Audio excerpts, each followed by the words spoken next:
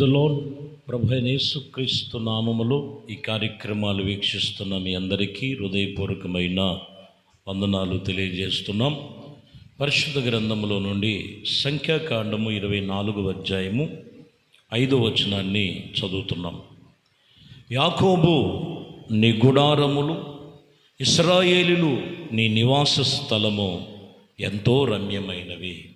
చూడండి, ఈ పూట దేవుని వాక్యములో నీ నివాస స్థలములు ఎంతో రమ్యమైనవి. యాకోబు, ఇశ్రాయేలీలు మీ నివాస స్థలము ఎంతో రమ్యమైనవి. ఇక్కడ గమనించినట్లయితే దేవుడు నమ్మిన పిల్లలు, దేవునిని వెంబడిస్తున్నటువంటి ప్రజలు, క్రీస్తులో నిలిచినటువంటి వారి యొక్క గృహాలు ఎలా ఉండాలంటే రమ్యముగా ఉండాలి, ఆశీర్వాదముగా ఉండాలి, ఆత్మీయతలో ఉండాలి, అన్ని విషయములు వర్ధిల్లుతూ ఉండాలి, అన్ని విషయములు ఆశీర్వాద ఫలముల చేత నింపబడాలని ప్రభు కుటుంబము, ఏ కుటుంబం అనబడుతుందో భూమి మీద అది దేవుని వలన నియమించబడిన కుటుంబములని, నివాస స్థలములని ప్రభు చెప్పినటువంటి మాటలు. కాబట్టి ఈ పూట వాక్యము నీ నివాస స్థలములు ఎంత రమ్యముగా ఉన్నాయి, ఎంత రమ్యముగా ఉన్నాయి. కొందరిని మనం చూస్తే మా గృహములోనికి వెళితే నరక కోపం అండి, సమాధానం ఉండదు. కొంతమందిని మనం చూస్తే పిల్లలలో ఒకరికొకరికి సమాధానం ఉండదు, శరీర బలహీనతలండి, ఒకరికొకరికి ఆదరణ లేదు. ఇలాగ మనం చూస్తే పైకి కనిపించినంత ఉన్నటువంటి గృహము అందముగా వాళ్ళ హృదయాలలో, వాళ్ళ గృహాలలో రమ్యముగా కనపడదు. రమ్యం అనేది అందముగా ఉండాలి, లేదా ఆశీర్వాదకరంగా ఉండాలి. ప్రభు అందుకే మీ నివాస స్థలములో ఆశీర్వాదముగా ఉండటానికే ప్రభు నిన్ను ఆయన కోరుకొని నిన్ను ఏర్పరచుకొని ఉన్నాడనే సత్యమును మనం తెలుసుకోవాలి. ఎందుకంటే మీరు గమనించాలి, ఎవరి ఇల్లు రమ్యముగా ఉంటుంది, ఎవరి ఇల్లు ఆశీర్వాదంగా ఉంటుంది అనేది మనము కొన్ని విషయాలు మనము ఈ పూట మనం ధ్యానించుకుందాం. దీనవృద్ధాంతముల మొదటి దీనవృద్ధాంతముల గ్రంథము 13వ అధ్యాయము 14వ వచనాన్ని చదువుతున్నాం. దేవుని మందసమ ఒబేదేదోము ఇంటిలో ఉన్నంత వరకు అతని కుటుంబము యొద్ద 3 నెలలుగా యెహోవా ఒబేదేదోము యొక్క ఇంటి వారిని, అతని ఇదిగో సొంత వారిని ప్రతి ఒక్క విషయంలో ఆశీర్వదించినట్లుగా రాయబడి ఉన్నది. అతని సొత్తంతటిని కూడా ఆశీర్వదించినట్లు ఇక్కడ రాయబడిన మాట. అతను కుటుంబం అంతా కూడా, అతని నివాస స్థలం అంతా కూడా ఆశీర్వాదంగా ఉండటానికి గల కారణం ఏంటంటే, వాస్తవానికి అర్థమైందండి, దేవుని యొక్క మందసమ తీసుకెళ్లారు, ఏదో చేద్దామని మొత్తానికి ఎక్కడికి వచ్చేసిందంటే ఒబేదేదోము ఇంట్లోకి వచ్చేసింది. ఒబేదేదోము ఇంట్లో మందసమ ఉన్నంత వరకు అది ఆశీర్వాదముగా ఉన్నది, ఆశీర్వాదముగా తీసుకొచ్చినట్లుగా రాయబడింది. ఈరోజు ఎంతమంది జీవితంలో దేవునితో నిబంధన కలిగినటువంటి నిబంధన మందసమ ఏర్పరచుకున్నారు? నేను నిబంధన చేసుకున్నాను యేసు కొరకు, తప్పు మార్గాలలో ఉండకూడదు, లోక సంబంధముగా నడుచుకోకూడదు, వ్యర్థమైన వాటికి చోటివ్వకూడదు, ఆత్మ సంబంధమైనటువంటి దేవుని కృపా వరముల చేత, సత్యస్వరూపి కలిగిన ఆత్మ చేత పరిశుద్ధమైన జీవితము జీవించే జీవితాలుగా నేను ఉండాలి, ప్రభు కొరకు నేను జీవించాలనే ఒక నిబంధన చేసుకున్న వారు ఎంతమంది? పేరుకు మాత్రమే క్రైస్తవులు. క్రైస్తవ కుటుంబాలలో ఏమున్నారండి? ఇంకా తాగుబోతులుగానే, ఇంకా బలహీనులుగానే, ఇంకా శరీరేచ్ఛల్లో, ఇంకా కొన్ని అక్రమమైనటువంటి కార్యకలాపాలు చేస్తూ వారి కుటుంబాలు ఎలా రమ్యముగా ఉంటాయి? కాబట్టి ప్రియమైన దేవుని బిడ్డలారా, నిశ్చయముగా నువ్వు ఏ బలహీనతల్లో చిక్కుకున్నావో, ఆశీర్వాదం అనేది నీ కుటుంబానికి దూరముగా ఉన్నదేమో ఒక్కసారి జ్ఞాపకం చేసుకొని దేవుడితో ఒక నిబంధన చేసుకో. ఎప్పుడైతే ఒబేదేదోము ఇంట్లో నిబంధన మందసమ ఉందో అతని కుటుంబం అంతా ఆశీర్వదించబడింది. ఈరోజే తీర్మానం చేయి, యేసుతో నేను జీవిస్తా, యేసుక్రీస్తు కొరకు జీవిస్తానని ఒక నిబంధన చేసినట్లయితే, నిబంధన మందసమ దేవుడు సన్నిధి ఎప్పుడైతే ఉంటుందో ఆ కుటుంబం ఆశీర్వదించబడుద్ది, ఆ కుటుంబము దీవించబడుతుందని వాక్యం చెప్తున్నమాట. కాబట్టి ప్రియమైన దేవుని బిడ్డలారా, దేవుని యొక్క వాక్యం ఇక్కడ చెప్తున్నమాట, మీ నివాసములు ఎంతో రమ్యముగా ఉండాలని లేఖనాలు సెలవిస్తున్నాయి. చూద్దాం. యోబు గ్రంథములో 8వ అధ్యాయం 6వ వచనాన్ని మనం చదువుతున్నాం.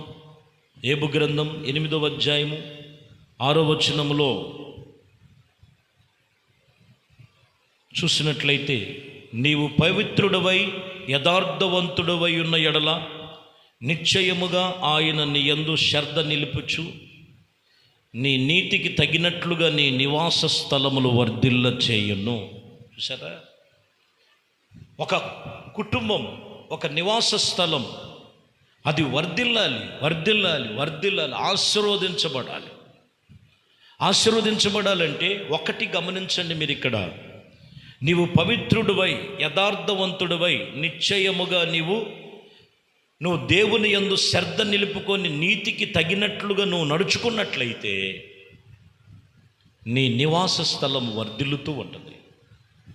అంతేకాని వాక్యము విని విడిచిపెట్టేసి దేవునికి మనస్సును అప్పగించుకోక, ప్రభుతో నిబంధన లేకోకుండా నడతలో, ఆలోచనలో, ప్రవర్తనలో యథార్థత లేకోకుండా వారు ఎంత భక్తి చేసినా కానీ వర్ధిల్లాలి, వర్ధిల్లాలి అంటే ఎక్కడ వర్ధిల్లుతున్నారు? ఇక్కడ మీరు గమనించాలి. పవిత్రుడుగా ఉండాలి, యథార్థవంతుడై ఉండాలి, దేవుని యందు నిశ్చయించుకొని ఆయన యందు శ్రద్ధ నిలిపిన వారమై నీతికి తగినట్లుగా నువ్వు నడుచుకున్నట్లయితే నీ నివాస స్థలములో వర్ధిల్లుతాయి. అని అందరికీ తెలుసు. ఒక కుటుంబాన్ని కాపాడుతాను, ఎప్పుడు కాపాడుతాను అంటున్నాడు? ఎప్పుడు కాపాడుతాను అంటున్నాడు? చీకటిలో సంచరించు తెగులు వస్తాయి, మధ్యాహ్నమందు పాడు చేసే రోగములు వస్తాయి. ఇదిగో నీ పక్కన 1000 మంది పడినా, నీ కుడి పక్కన 10,000 మంది కూలినా అపాయము నీ యొద్దకు రాదని ప్రభు ఎప్పుడు చెప్తున్నాడంటే, ఖచ్చితంగా మీరు గమనించాలి. 91వ కీర్తన 1వ వచనములో, మహోన్నతుని చాటున నువ్వు నివసించాలి. మహోన్నతుని చాటే నీ నివాస స్థలమై ఉండాలి.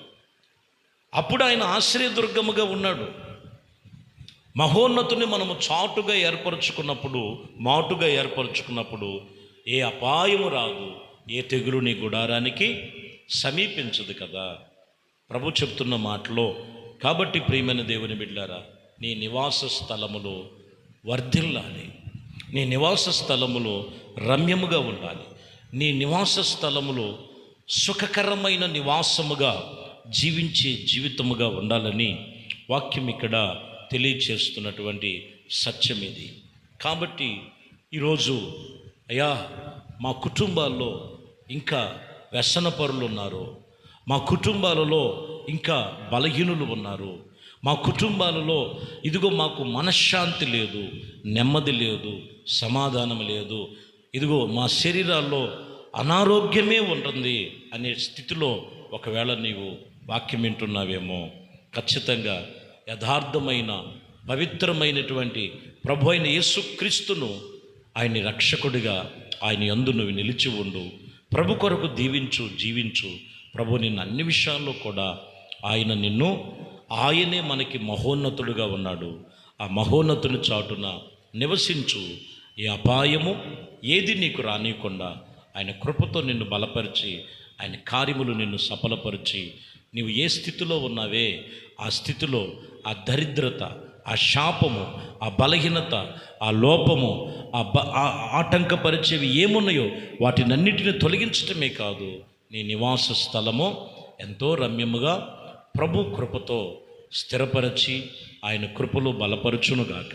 ఏ స్థితిలో ఉన్నావో ఒక్కసారి నిన్ను నువ్వు జ్ఞాపకం చేసుకొని, అయ్యా నేను ఇక పవిత్రునిగా, యథార్థవంతుడుగా, నీతిమంతుడుగా మీ మాటలు చప్పున నేను సరిచేసుకుంటాను అనే తీర్మానం నీలోకి రాని ప్రభు నిన్ను అన్ని విషయాల్లో కూడా ఆయన ఉద్ధరించి నిన్ను ఆయన సన్నిధిలోకి చేర్చుకొని నీవు నివాసిస్తున్న నివాస స్థలములో రమ్యముగాను వర్ధిల్ల చేసి సుఖకరమైనటువంటి నివాస స్థలాలుగా దేవుడు కృపలు స్థిరపరిచి నడిపించునుగాక. ప్రార్థన. పరిశుద్ధుడా, ప్రేమ స్వరూపి, దయగలిగిన మా ప్రభువా, మీ శ్రేష్టమైన అతి పరిశుద్ధమైన నామమును బట్టి మీకు వందనాలు. ఇచ్చినటువంటి సమయము ఉదయము ఎంతమంది కుటుంబాల్లో రమ్యముగా ఉండవలసిన కుటుంబాలు అనేకమైనటువంటి అపాయాలు, అనేకమైన నష్టాలు, అనేకమైన దుఃఖములు, అనేకమైన వేదనలు ఏ కుటుంబాలలో ఉన్నాయో ఆ కుటుంబాల మీద ఉన్న శాపములు యేసు నామములు కొట్టివేయబడునుగా. నివాసాలు రమ్యముగా, ఆశీర్వాదకరముగా వర్ధిల్లు చేస్తూ సుఖకరమైన నివాసాలుగా మీ కుటుంబాలుగా మార్చమని ప్రభు మీ సన్నిధిలో యథార్థమైన నీతిని, భక్తిని, మిమ్మల్ని వెంబడించేటువంటి కృపను మీ బిడ్డలకు అందించమని నజరేయుడైన యేసుక్రీస్తు నామములో ప్రార్థించి వేడుకొనుచున్నాము తండ్రి. ఆమేన్. ప్రభు మిమ్మల్ని దీవించి ఆశీర్వదించునుగాక.